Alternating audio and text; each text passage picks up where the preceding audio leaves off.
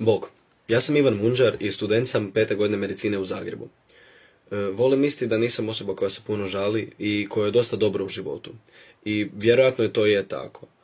No usprkos tome, kao i ostali studenti našeg studija, izložen sam velikoj količini i stresa, i očekivanja i pritiska kojem smo konstantno izloženi.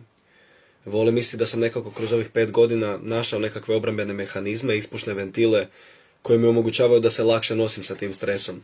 Bili to nekakvi kreativni hobiji, nekakvo istraživanje psihologije, filozofije, nekakav fizički trening i druženja, to je sve super.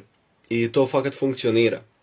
No istovremeno ne trebamo se praviti da ne postoje stvarni problemi i da problema nema. Bilo to da se od nas očekuje da kao djeca u školi budemo na nastavi od ranog jutra do popodneva i da onda još ne znam koliko sati učimo, ili pa da memoriziramo neke lijekove koji se ne koriste već 20 godina, do toga da moramo znati na pamet crtati Krebsov ciklus i glikolizu. Dakle, problema definitivno ima i na njima treba